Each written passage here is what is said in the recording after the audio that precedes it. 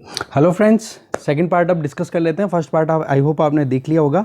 उसमें इंपॉर्टेंट जो editorial page जो था उसके इंपॉर्टेंट आर्टिकल्स अपन डिस्कस कर चुके हैं। अब देखेंगे आइडिया पेज से दो इंपॉर्टेंट आर्टिकल्स हैं। एक तो है two theatres of peace making और एक है missing in national education policy rural youth. ये दोनों आर्टिकल्स बहुत इंपॉर्टेंट हैं, इनको डिटेल में डिस्कस करेंगे। ये वाला आर्टिकल कुछ ज़्यादा फैक्चुअल डिटेल्स दे रहा है जो शायद ही अपने कहीं एग्जाम में आंसर राइटिंग में या इससे बेस्ड कोई ऑब्जेक्टिव टाइप क्वेश्चन बनता हो, मुझे लगा नहीं। आपको फिर भी लगे तो एक बार पढ़ लेना, आप चाहे रीड आउट कर लेना। बाकी ये दोनों आर्टिकल अपन डिस्कस कर लेते हैं पार्ट 2 में। तो चलिए पहले देखते हैं अपन two theatres of peace making. ये आर्टिकल लिखा गया है सी राजा मोहन के द्वारा। देखो, अभी अगर वर्ल्ड में देखें, अगर इंडिया के पर्सपेक्टिव से देखें तो हमारा चाइना से कॉन्फ्लिक्ट चल रहा है, तो पाकिस्तान से बॉर्डर जो है वहाँ पर टेंशन चलती रहती है। तो कहने का मतलब जहाँ पर हमारी जो इंटरनेशनल बॉर्डर्स हैं वहाँ पर कहीं ना कहीं टेंशन है। तो एक आशा की किरण मिली है जब अफ़गानिस्तान में एक पीस की प्रोसेस शुरू हो चुकी है और मिडिल ईस्ट में अरबियन कंट्रीज़ जो हैं जैसे यूएई, सऊदी अरब या फिर इनके अलावा बहरीन, ये कंट्रीज़ हैं, ये इजराइल के साथ में अपने टेंशन्स को कम करने के लिए जो जॉर्डन, इजिप्ट, इनके ग्रुप को ज्वाइन करना चाह रहे हैं और इजराइल से अपने रिश्तों को सुधारने की कोशिश कर रहे हैं। तो दोनों एक अच्छे सिग्नल्स हैं रिकॉन्सिलिएशन के, अपने पूरे डिस्प्यूट्स को सॉर्ट आउट करने के लिए। तो अगर पहली बात की जाए तो वो है काबुल का मतलब हो गया अफगानिस्तान की जो रिप्रेजेंटेटिव गवर्नमेंट है, और दूसरी तरफ है उनके तालिबान। ये दोनों मिलकर के जो अभी 12 तारीख को जो बात हुई है, जिसके बारे में अपन एक आर्टिकल ऑलरेडी डिस्कस कर चुके हैं, दोहा जो कतर की कैपिटल है, वहां पर ये बात हुई है। दूसरी तरफ यूएई ने इजराइल के साथ में अपनी फॉर्मल पीस एग्रीमेंट साइन कर ली है, जो कि व्हाइट हाउस यूएसए में हुई थी। अब बहरीन जो दूसरा सेकंड गल्फ कंट्री है वो सेकंड गल्फ कंट्री है जो ये अनाउंस कर चुका है कि वो भी अब इजराइल के साथ में अपने डिप्लोमेटिक रिलेशंस स्टैब्लिश करेगा, और प्रीवियस वीक में ये चीज़ हो चुकी है। तो कहने का मतलब ये जो सेरेमनी है यूएई की, इजराइल की, इसमें बहरीन भी प्रेजेंट रहेगा। तो ये दोनों जो पीस प्रोसेस है ना, एक तो मिडिल ईस्ट की बात करो या फिर वेस्ट एशिया की बात करो, एक अफगानिस्तान की, तो यहाँ पर कुछ ना कुछ डाउट्स भी बने हुए हैं, क्योंकि अफगानिस्तान की जो पीस प्रोसेस है इस पे तो कोई डाउट ही नहीं है कि ये सक्सेसफुल होगा, ये फेल होगा अकॉर्डिंग टू द राइटर। क्योंकि आप जो एक नॉर्मलाइजेशन का मोमेंट देख रहे हो ना, जिस तरीके से मोमेंटम बना हुआ है, एक तरफ इजराइल गल्फ किंगडम है जिससे कि मिडिल ईस्ट में कहीं ना कहीं बॉर्डर इश्यूज को इनको लेकर के ब्रॉडर पीस को कहीं ना कहीं ब्रॉडर पीस को स्टैब्लिश करने के लिए बातचीत हो रही है।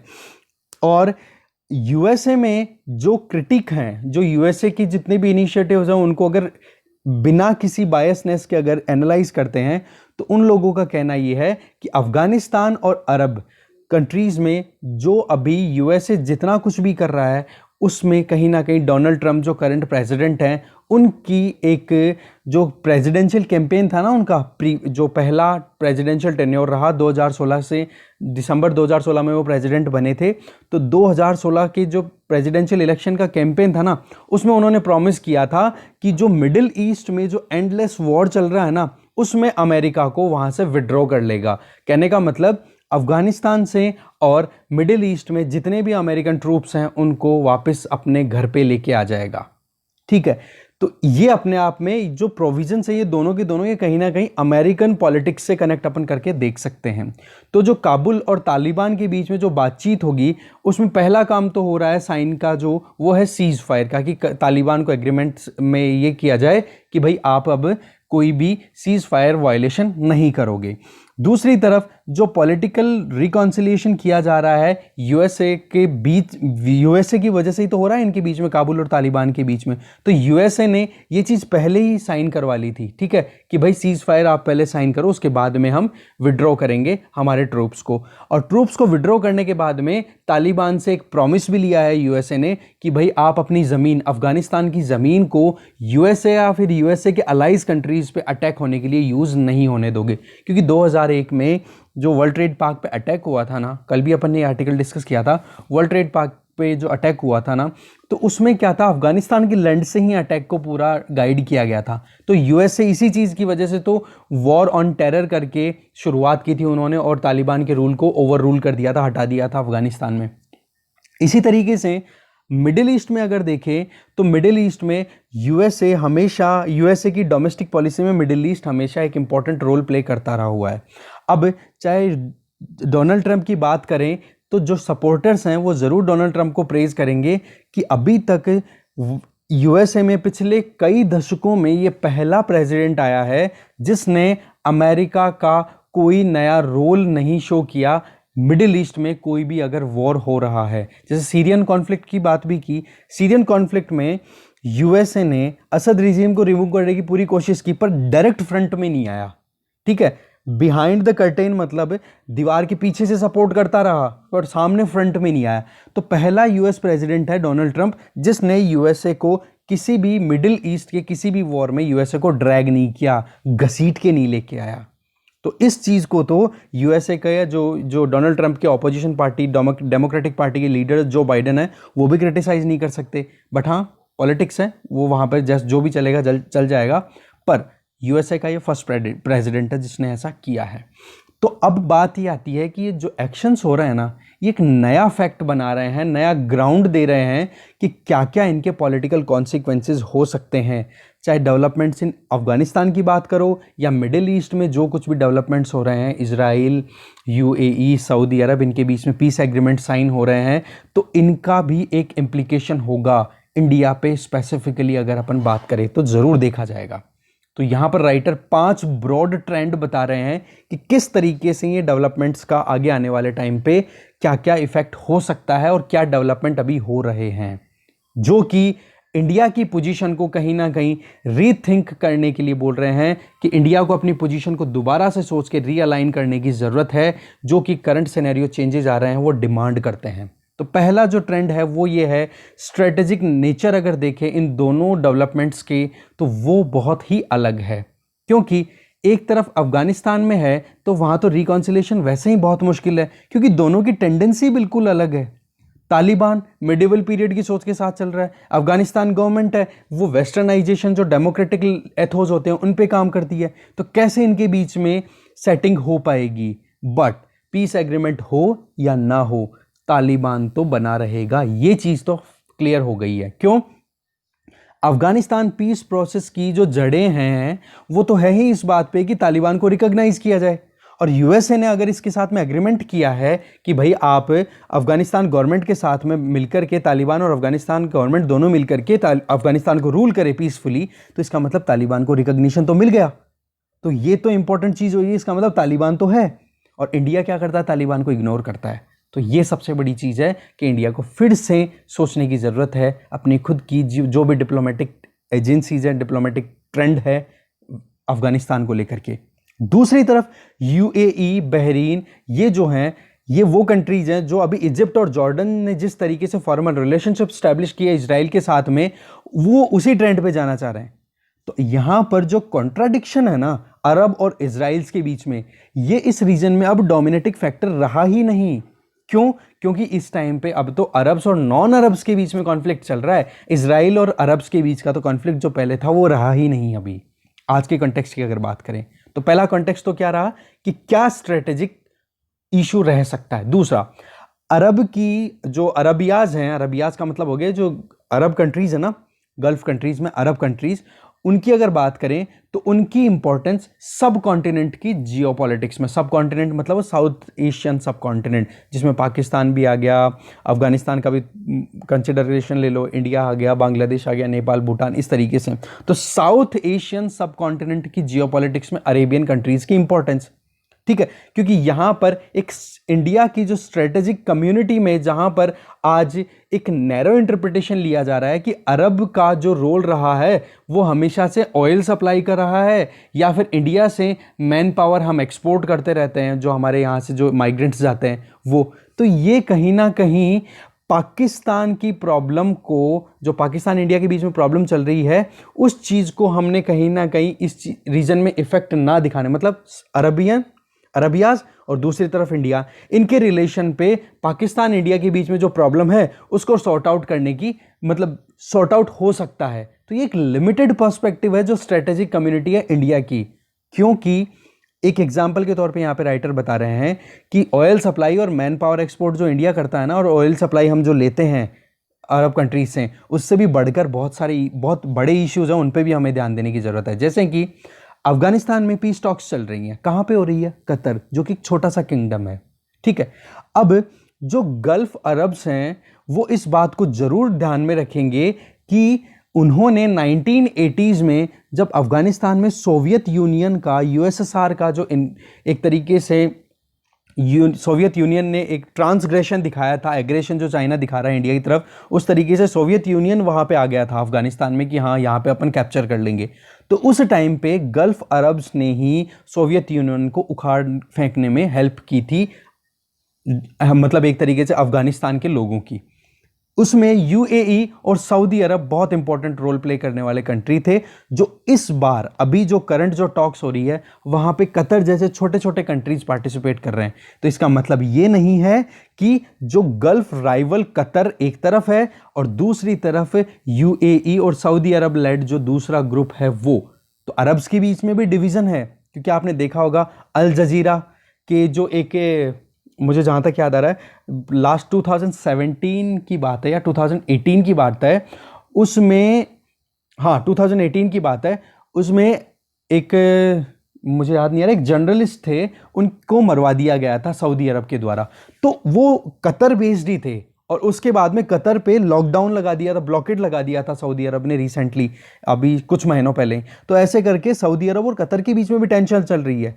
तो अभी के टाइम पे जो हम देख रहे हैं सऊदी अरब और यूएई बैक सीट पे बैठे हुए दिखाई दे रहे हैं, इसका मतलब ये रियलिटी नहीं है।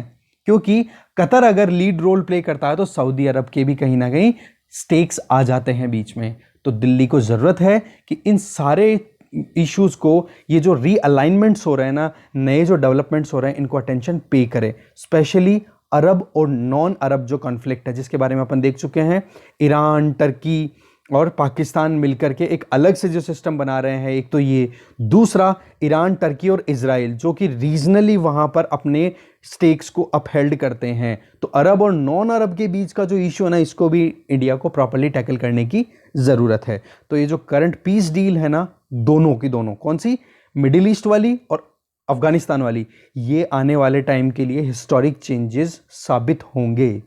तो इजराइल के साथ में अरब का साथ में आना, दूसरा टर्की और ईरान के साथ में इनकी कॉन्फ्रंटेशन, ये भी लगातार बनी रहेगी।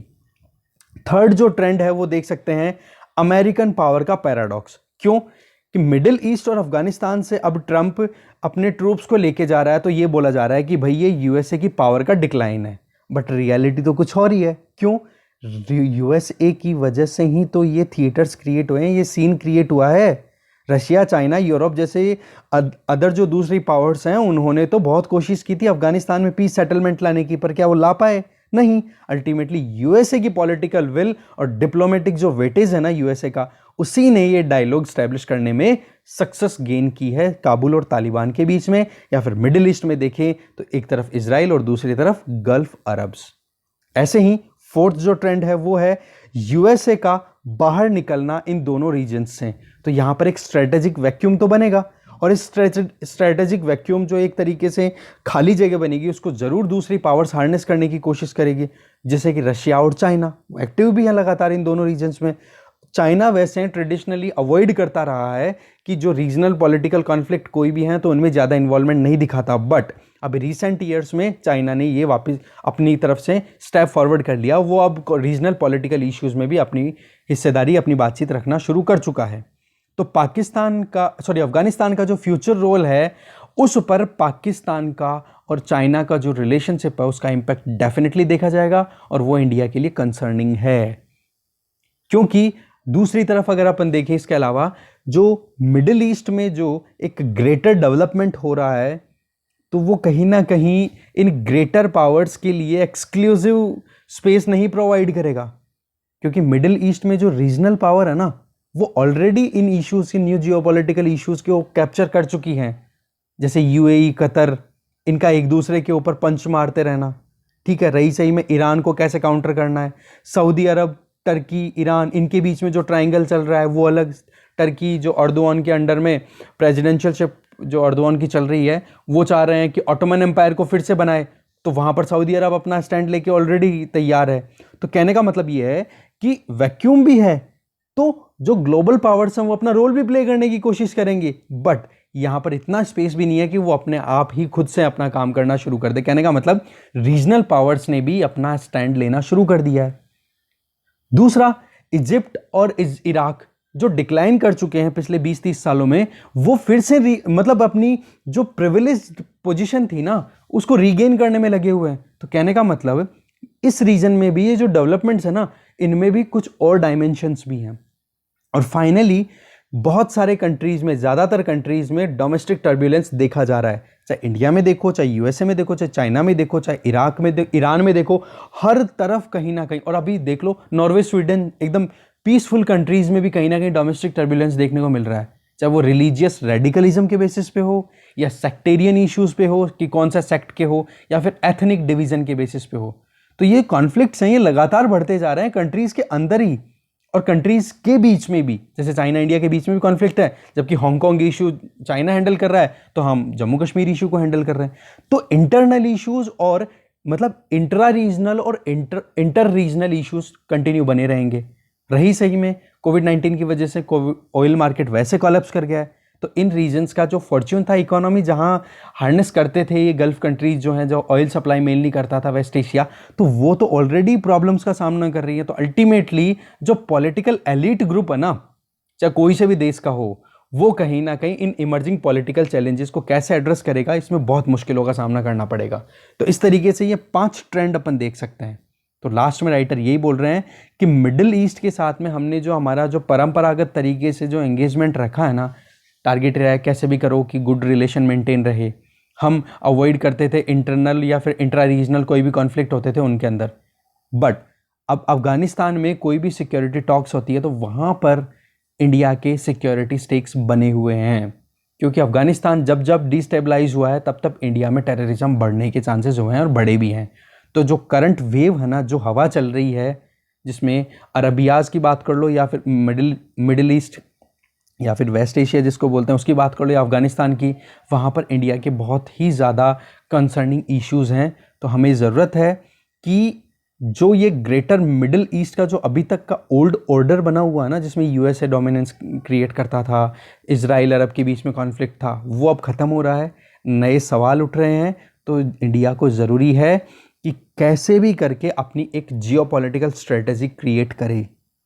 और ये वहाँ पे ये नहीं देखना है कि हमें कौन से ग्रुप को ज्वाइन करना है, नहीं, वहाँ पर ये देखना है कब, कैसे और किसके साथ में हमें पार्टनरशिप करनी चाहिए, उस पर काम करने की ज़रूरत है इंडिया को। ठीक है, तो इस तरीके से आर्टिकल भी खत्म होता है। नेक्स्ट आर्टिकल देखते हैं। नेशनल एजुकेशन पॉलिसी, जो कि एजुकेशन के इशू को इग्नोर करती हुई दिखाई दे रही है, पर्टिकुलरली रूरल इंडिया में जो मार्जिनलाइज्ड मेजोरिटी रहती है। मेजोरिटी क्यों? क्योंकि 50% से ज़्यादा 70% के लगभग लोग रहते हैं लगभग अभी भी गाँव के अंदर। तो उनको क्या इश्यूज़ का सामना करना पड़ रहा है, या फिर नेशनल एजुकेशन पॉलिसी का थोड़ा सा रिवीजन हो जाएगा। आप जल्दी से बस सुन लो, कुछ पॉइंट लगे कि हाँ ये लिखने हैं तो नेशनल एजुकेशन पॉलिसी का जो आर्टिकल आपने अभी तक कवर किया हुआ है वहाँ पे ऐड ऑन कर लेना। ये आर्टिकल लिखा है AR वसावी के द्वारा। अभी जो नेशनल एजुकेशन पॉलिसी 2020 आई है, इसकी स्ट्रेटेजी, इसका ओरिएंटेशन रहा है कि कैसे भी करके एजुकेशन को स्ट्रक्चरली चेंज किया जा सके। ठीक है, एक जो इंडिया की जो पास्ट ग्लोरी थी विश्व गुरु की, उसको फिर से गेन किया जाए एजुकेशन के थ्रू। प्रोग्रेसिव आइडियाज़ पे ध्यान दिया गया है कि कैसे करके एलिमेंट्री एजुकेशन को और ज़्यादा अच्छे से बनाया जा सके, जिससे कि अगर कोई पढ़ाई छोड़ करके कोई जॉब करना चाहता है जल्दी से, तो उसको एम्प्लॉयबल बनाया जा सके, स्किलफुल बनाया जा सके। ओवरऑल ये जो नेशनल एजुकेशन पॉलिसी है, ये कहीं ना कहीं एस्पिरेशन फुलफिल करती है अर्बन मिडिल क्लास की, इग्नोर करती है रूरल डिस्ट्रेस्ड सेक्शंस को। तो यहां पर राइटर ये बोल रहे हैं कि जिन कमिटीज ने ये रिकमेंडेशन दी है, उन्होंने या तो डेलिबरेटली इग्नोर किया है या फिर उनकी लिमिटेड अंडरस्टैंडिंग रही है कंटेम्प्रेरी रूरल इंडिया की कॉम्प्लेक्सिटीज को समझने में, आज के टाइम का जो इंडिया है उसकी जो समस्याएं हैं उनको समझने में। जैसे कि किस तरीके से इकोनॉमी डिसेंट्रलाइज्ड है, आज गाँव में भी कितना इंपॉर्टेंट रोल प्ले हो सकता है, अगर रूरल इकोनॉमी स्ट्रांग हो तो इंडियन इकोनॉमी कितना हाइट तक पहुंच सकती है। किस तरीके की समस्याओं को, डिस्ट्रेसेस को सामना कर रहे हैं गांव के लोग, किस तरीके से गरीबी उनको परेशान कर रही है, जो 70% सिटीजन्स गांव में रहते हैं उनको। तो नेशनल एजुकेशन पॉलिसी एक गैप को ब्रिज करने की कोशिश करती है, जो गैप है उसको ख़त्म करने की कोशिश करती है, चाहे वो एजुकेशन को एक्सेस की देखो, लोगों को पार्टिसिपेशन की देखो, या फिर जो लर्निंग आउटकम है पढ़ने के बाद में क्या सीखा वो, उसमें जो गैप है उसको ख़त्म करने की कोशिश करती है। But poor quality of education जो रियल फैक्ट है, जो रूरल सिटीजन्स देखते हैं, उस फैक्ट को इग्नोर करती हुई दिखाई देती है। आइडिया, जो मेन आइडिया है जहां पर हम एजुकेशन को बोलते हैं कि इक्वालिटी ऑफ अपॉर्चुनिटी प्रोवाइड करती है, तो हमें यहां पर ध्यान देने की जरूरत यह है कि नेशनल एजुकेशन पॉलिसी ऐसी होनी चाहिए थी जो कि इक्वालिटी इन क्वालिटी एजुकेशन भी इंश्योर करे।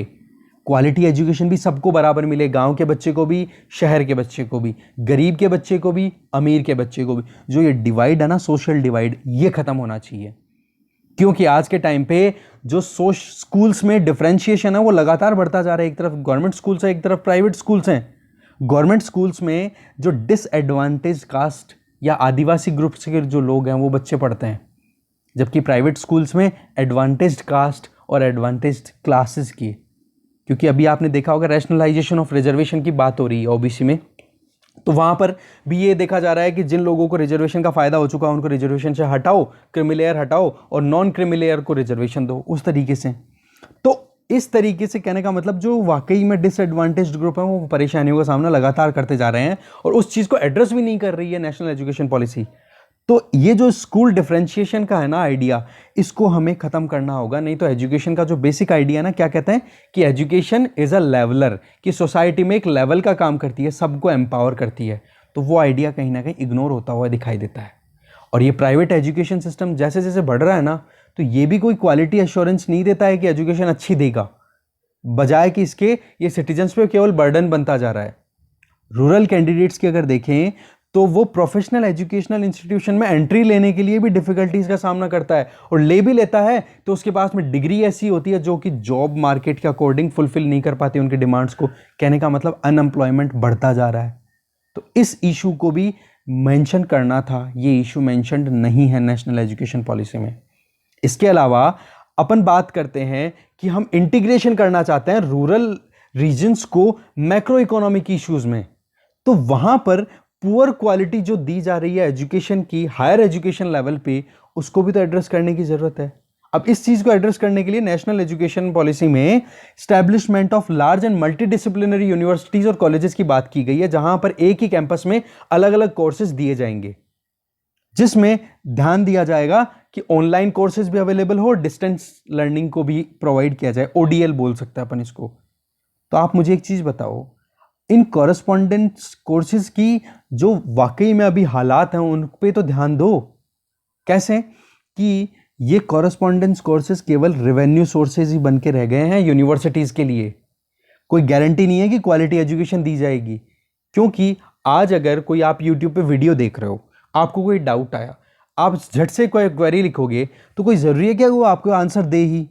वो बात अलग है कि ज़्यादातर दे देते हैं आजकल जवाब, अकाउंटेबिलिटी आप इंश्योर कर रहे हो, बट पर कोई गारंटी थोड़ा ना है क्वालिटी एजुकेशन की। आपके पास हजारों ऑप्शन है तो स्विच कर जाओगे, वहां पे तो आपने पैसे दे दिए।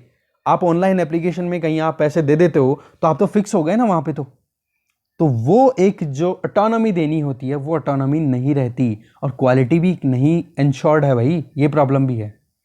तो ये जो poor quality of higher education है ना रूरल यूथ में, ये कहीं ना कहीं बड़ा कंसर्निंग इशू है, इसको एड्रेस करने की जरूरत है। दूसरा, अगर हायर एजुकेशन में गांव के लोग, गांव के जो यूथ हैं उनको अगर अच्छी क्वालिटी की एजुकेशन नहीं मिलेगी तो वो तो एलिनिएटेड फील करेंगे ना, और एलिनिएशन ही कहीं ना कहीं एंटी सोशल एक्टिविटीज़ में रिक्रूटमेंट का कारण बनती है। फॉर एग्जाम्पल, कश्मीर में स्टोन पेल्टर्स, पत्थर फेंकने वाले जवान, अगर उनके एम्प्लॉयबल अगर होते तो वो क्या पत्थर फेंकते? नहीं ना। कसाब के वीडियोस देखे होंगे आपने, 2008 का जो अटैक हुआ था, यूट्यूब पे वीडियोस देखना आप, उसमें पूरी डिटेल आपको पता पड़ेगी कि किस तरीके से उस लड़के को रिक्रूट किया गया था और क्या सिखाते हैं उनको। ठीक है, तो ये एजुकेशन का जो काम है ना लेवलर का, वो कहीं ना कहीं इग्नोर नहीं होना चाहिए, चाहे कुछ भी हो। कुछ रिपोर्ट्स की बात करें तो एनसीआरबी की जो रिपोर्ट आई थी उसमें यह बताया गया था कि सुसाइडल अटेम्प्ट्स बढ़ते जा रहे हैं यूथ में। तो ये भी तो एक डिस्ट्रेस का एक इंडिकेटर है ना।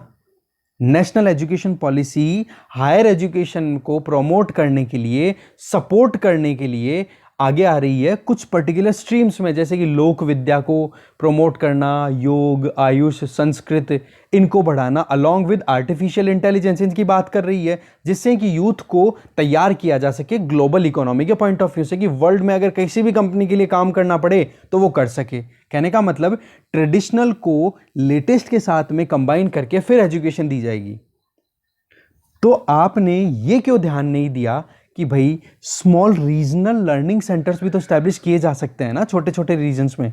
तो वहाँ पर जो जवान हैं, यूथ हैं, उनको पढ़ाया जा सकता है ओल्डर नॉलेज को नई स्किल और नए नॉलेज के साथ में, जिससे कि वो भी एम्प्लॉयबल हो सकते हैं। तो गांव के लोगों को भी तो कंसिडर करो आप। पॉसिबिलिटीज़ तो बहुत सारी हैं जिनको इग्नोर किया गया है, नेशनल एजुकेशन पॉलिसी में मेंशन ही नहीं किया गया, जैसे कि एनवायरमेंटल स्टडीज़ के बारे में, लोकल इकोलॉजिकल रिस्टोरेशन या कंजर्वेशन से रिलेटेड, या एग्रो इकोलॉजीज़ के रिलेटेड, या रीजनल कोई भी क्षेत्रीय एग्रीकल्चरल नॉलेज क्या है या क्या प्रैक्टिस वो फॉलो करते हैं, उनसे संबंधित बात वही आ गई। एक चीज़ मैंने आपको एक आर्टिकल बताया था जिसमें सेंट्रलाइजेशन आप ज़्यादा कर दोगे तो रीजनल इश्यूज़ को कैसा टैकल आउट करोगे आप भाई। पॉलिसी दिल्ली में बना रहे हो, इंप्लीमेंट आप हिमाचल प्रदेश में करो, वही पॉलिसी आप केरला में इंप्लीमेंट कराना चाह रहे हो, कैसे हो पाएगा। डिसेंट्रलाइजेशन, रीजनल इश्यूज को ध्यान में दो, वर्नाक्यूलर आर्किटेक्चरल जो लोकल आर्किटेक्चर है उसमें स्किल दो लोगों को, लोकल रिसोर्सेज के बेसिस पे ही रीजनल इकोनॉमी को रिवाइव करना चाहिए, जिससे कि एम्प्लॉयमेंट भी जनरेट हो और लोग भी एम्प्लॉयबल बन सकें। तो इस तरीके से जो ये डिफरेंट मेजर्स लिए जाएं तो इससे एक एम्प्लॉयबल यूथ का एक ग्रुप बनाया जा सकता है। आज हमारे फेवर में है डेमोग्राफिक डिविडेंड, जहां देश के वर्ल्ड के जो डिफरेंट एडवांस कंट्रीज है जहां पे बूढ़े लोग ज़्यादा हो रहे हैं, वहां पर इंडिया में डेमोग्राफिक डिविडेंड फेवर कर रहा है। तो आज इंडिया में जहां लॉकडाउन की वजह से रिवर्स माइग्रेशन देखा गया है, या फिर जो यूथ माइग्रेट करके जा रहे हैं वो गाँव में ही रह करके एक मीनिंगफुल लाइफ जी सकते हैं। तो जहां आप नेशनल एजुकेशन पॉलिसी में न्यू लिबरल इकोनॉमिक आइडियाज़ की तरफ जा रहे हो, जिसमें आप स्पेशल एजुकेशन जोन स्टैब्लिश कर रहे हो डिसएडवांटेज एरियाज़ में जहां पर अभी तक एजुकेशन लेवल अच्छा नहीं है, या फिर एस्पिरेशनल डिस्ट्रिक्ट जो 112 डिस्ट्रिक्ट आइडेंटिफाई किए हुए हैं जहां पर सोशियो इकोनॉमिक कल्चरल जो इंडिकेटर्स हैं वो बहुत ही कम है, बहुत ही वीक हैं उन डिस्ट्रिक्ट्स में। तो आप ये बताओ किस बेसिस पे ये एजुकेशन जोन स्टैब्लिश करोगे आप, कैसे काम करेंगे, कौन इसके बेनिफिशियरी होंगे। क्या ये कोटा में जो एंट्रेंस एग्जाम के लिए कोचिंग सेंटर की इंडस्ट्री बन चुकी है ऐसे काम करेगा, या फिर बेंगलुरु के पास में एक पेस्टोरल रीजन है वहां पर डिस्प्लेसिंग लोकल पेस्टोरल्स जो है ना, मतलब जो घुमंतु जातियां होती हैं उनके लिए पढ़ाई का जो सिस्टम है वैसा करोगे। क्या आप साइंस में उनको एजुकेशन दोगे या एनवायरनमेंट में दोगे। तो ये सवाल हैं बहुत बड़े, इनके जवाब ढूंढना बहुत ज़रूरी है। तो एजुकेशन का हमेशा से पर्पज़ ये रहा है कि कैसे भी करके जो एक ह्यूमन बीइंग का फुल पोटेंशियल होता है उसको अचीव किया जाए, डेवलपमेंट किया जाए और जस्ट और इक्विटेबल सोसाइटी को बनाया जा सके, जिससे कि नेशनल डेवलपमेंट का अल्टीमेटली हमारा जो गोल है वो अचीव किया जा सके।